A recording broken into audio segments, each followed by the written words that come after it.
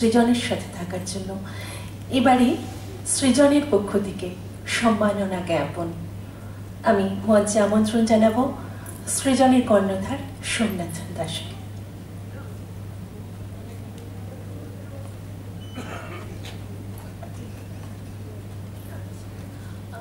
জয়দীপদা একটা কথা বলছেন, আমরা 1 মিনিট তিলোত্তমার জন্য নীরবতা পালন করব।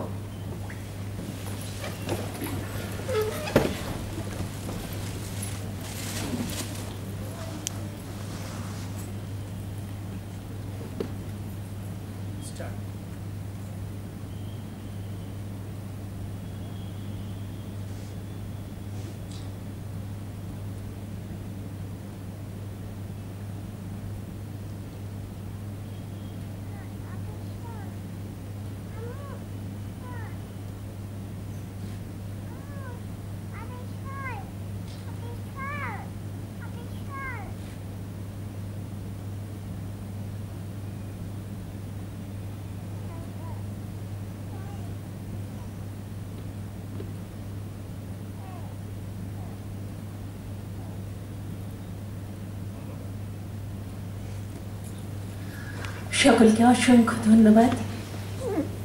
আমরা সকলেই চাইব তিলোত্তমা বিচার পাক।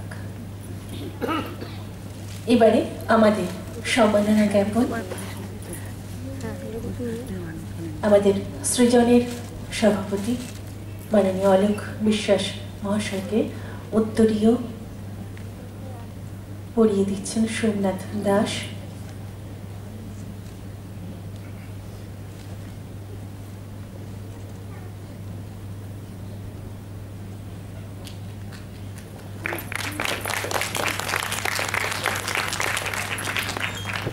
সত্যি তাই, অনেকটা সত্যিই আমাদের ভীষণ কাছের মানুষ, একজন অভিভাবক, ভালো মানুষ। এবারে বিশিষ্ট কবি, সংগঠক এবং খুব প্রিয় মানুষ মাননীয় পার্থসারথী ঝা মহাশয় পুষ্পস্তবক।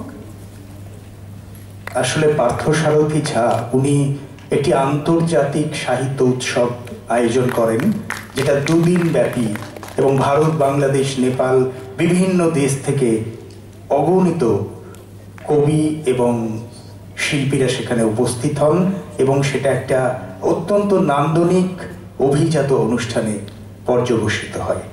তো আমরা ওনাকে পেয়ে সবাই ঋদ্ধ।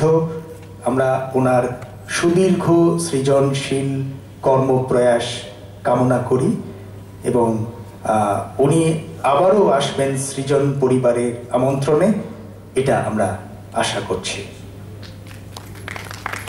একদমই দাদা আমাদের কথাটা বলে দিলেন। কবি জয়দীপ চট্টোপাধ্যায়কে সম্মাননা জ্ঞাপন করছেন।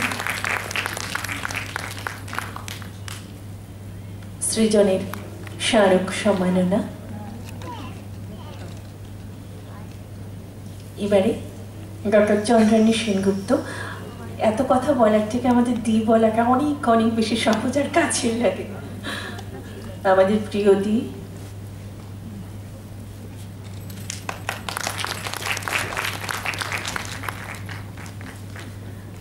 পুষ্পস্তবক, স্মারক সম্মাননা।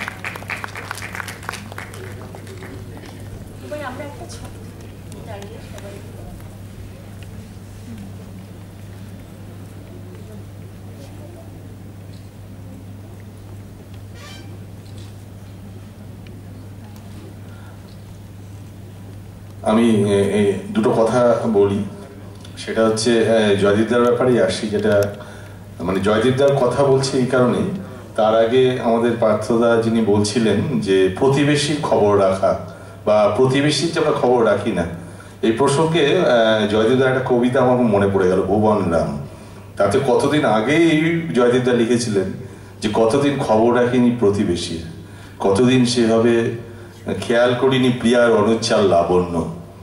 তো সেই কবিরাই বোধহয় আমাদের এইভাবেই আমাদেরকে ভবিষ্যৎ দ্রষ্টা এবং জানায় আর কি।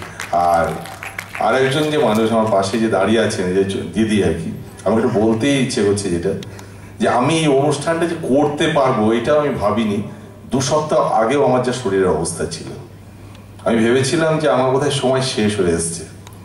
হ্যাঁ, তো যাই হোক, তো দিদি যেভাবে আমার পাশে দাঁড়িয়েছিলেন, যাই হোক ভাই, দিদি তো সবসময় চায়, এটা না বলে আমি পারি না। যাই হোক, তো দিদির জন্য আজকে এখানে দাঁড়িয়ে আছি আমি সামনে। সকলে ভালো থাকুন, আমরা অনুষ্ঠান চলতে থাকি।